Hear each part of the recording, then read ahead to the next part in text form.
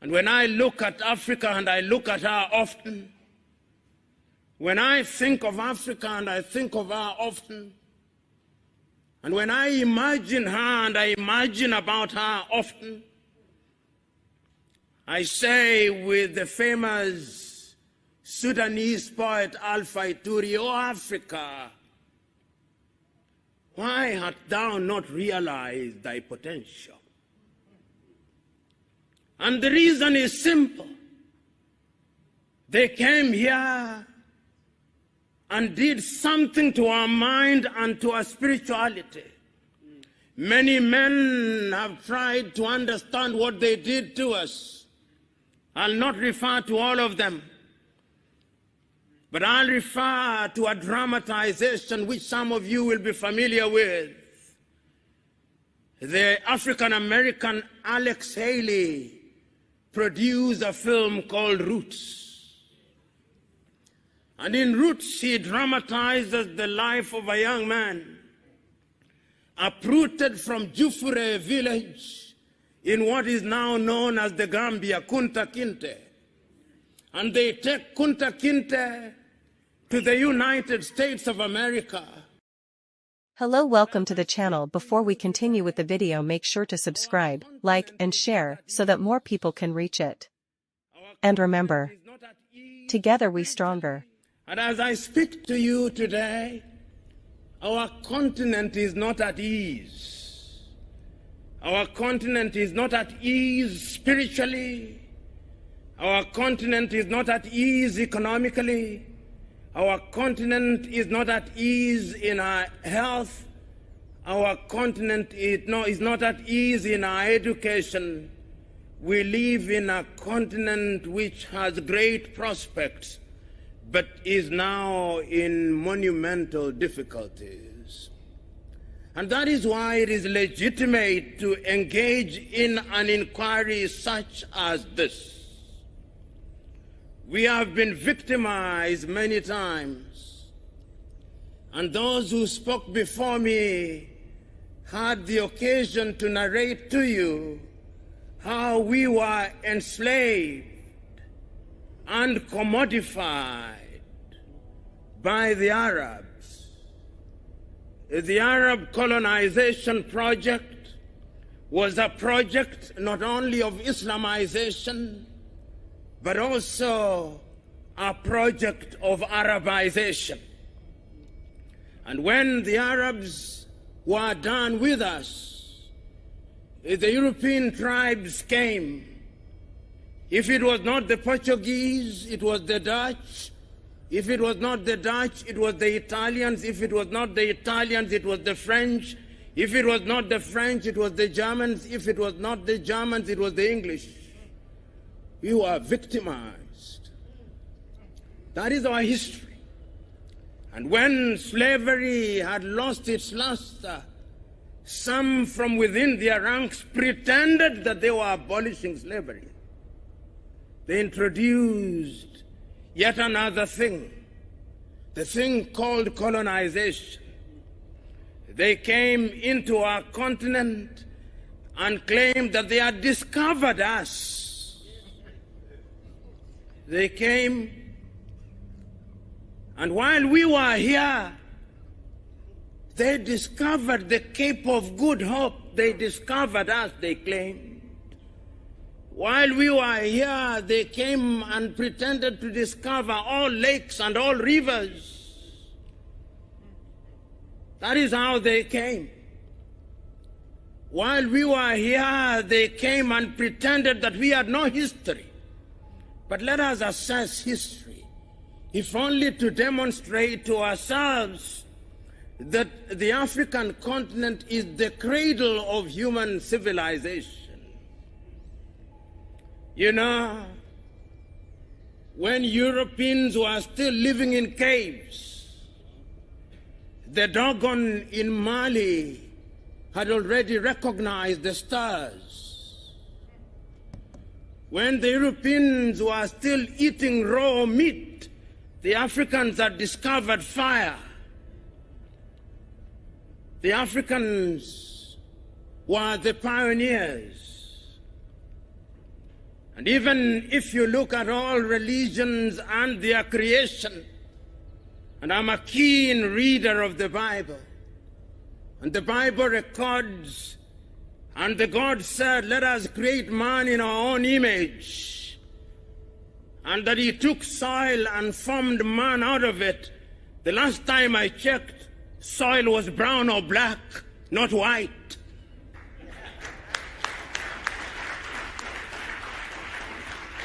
And I can confirm that I checked this morning. The soil is still black, the soil is still brown, and if therefore anybody is created in the image of God, it is we who are of the black race.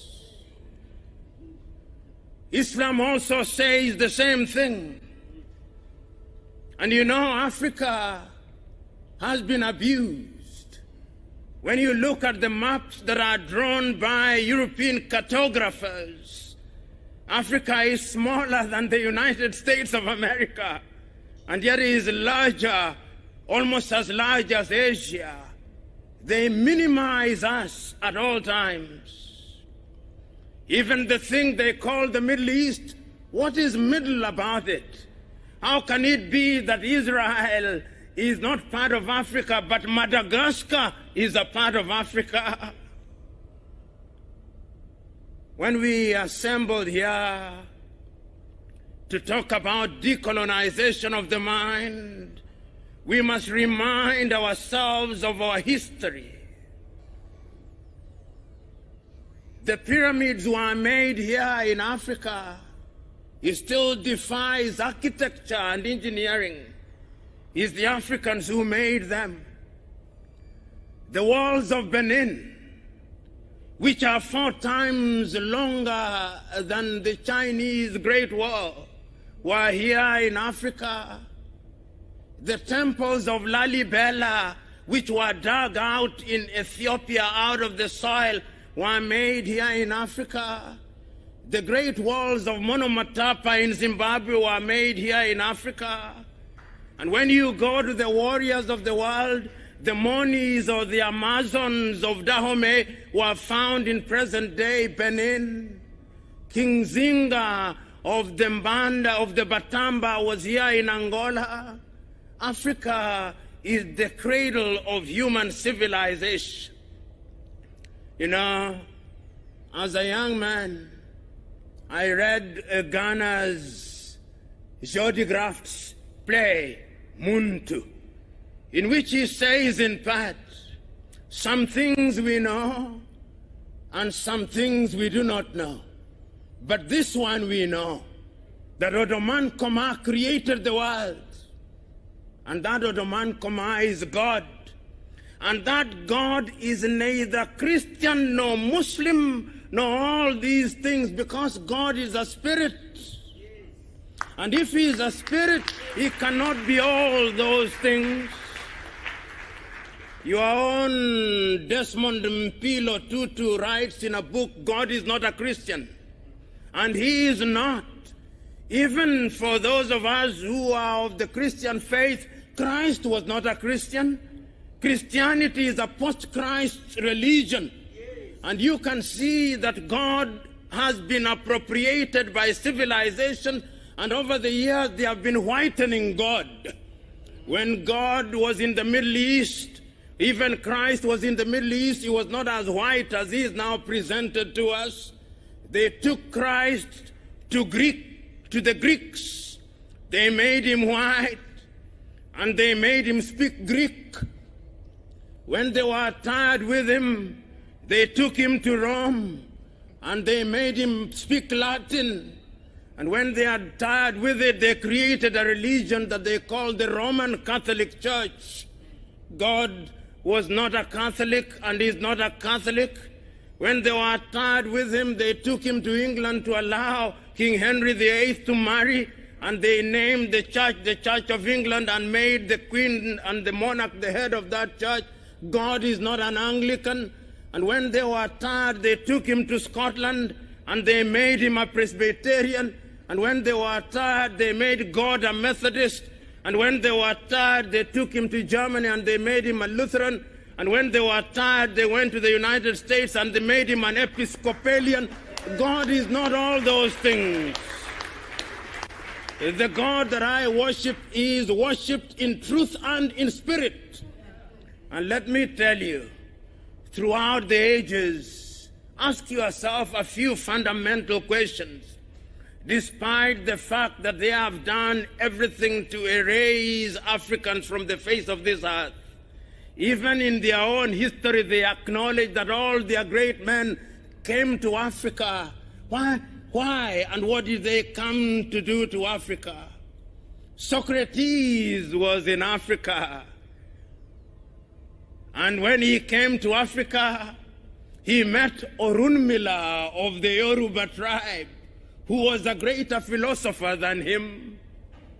Pythagoras was in Africa. What did they come to do to Africa? You pay homage where knowledge resides. Moses was in Africa and was born in Africa. What did he come to do in Africa? You pay homage where knowledge is. Muhammad was in Africa. Why do you come to Africa? You pay homage where knowledge is. Christ or Yeshua was in Africa. Why did he come to Africa? You pay homage where knowledge is. The Lord Krishna of the Hindus was in Africa. Why did he come to Africa? He came to pay homage where knowledge is. This is the cradle of human civilization. But we have been so beaten over the years. We have been so abused over the years. They enslaved us because they feared us. They colonized us because they feared us. They now have a new project, the Neocolonial project. And I'm told that the Neocolonial project is a twin of another child called colonization. Their mother is imperialism. And imperialism never changes its character. It only changes the masks that it wears. We must be wary of it. It is sad, when they came here and abused Christianity, they told us to close our eyes in prayer. And when we opened our eyes, the land had disappeared. That is who they are. They are not our friends.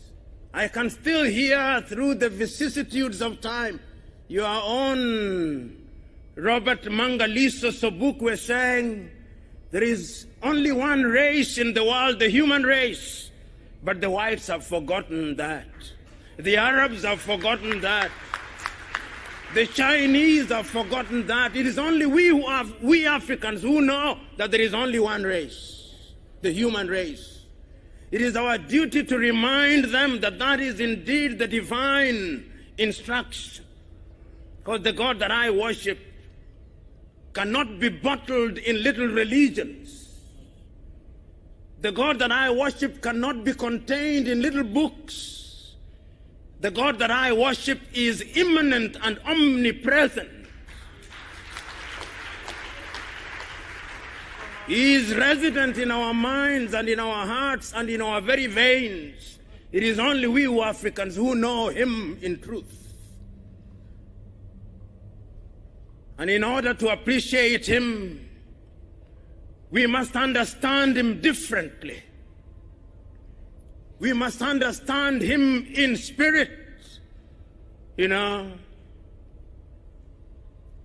when I look at the world, and I look at it often, and when I look at Africa and I look at her often, when I think of Africa and I think of her often, and when I imagine her and I imagine about her often, I say with the famous Sudanese poet Alpha Ituri, "O Africa, why hast thou not realized thy potential?" And the reason is simple. They came here and did something to our mind and to our spirituality. Many men have tried to understand what they did to us. I'll not refer to all of them. But I'll refer to a dramatization which some of you will be familiar with. The African-American Alex Haley produced a film called Roots. And in Roots, he dramatizes the life of a young man uprooted from Jufure village in what is now known as the Gambia, Kunta Kinte. And they take Kunta Kinte to the United States of America. And when they take Kunta Kinte to the United States of America, the first thing that they do to him is to beat him up, that he may change his name, so that Kunta Kinte is beaten out of him, and they introduce a new being called Toby. That is what they do to us. They beat our Africanness out of us. And when we are all empty, they fill us with something that is alien. And then we begin to think like them. We begin to think that our hair is not good enough, so that our women must buy wigs from dead women in Asia, so that our women must reject their skin, they bleach it, that they may become whiter, so that our women can remove their eyebrows and eyelashes, so that our women can paint their lips red. They do that to us, so that our women can stop eating, that they may become slender. They do that to us. And they do that to us because they know that our women are the fountain of life. And that when they change our women, we men who are weak will be changed. We must stop that.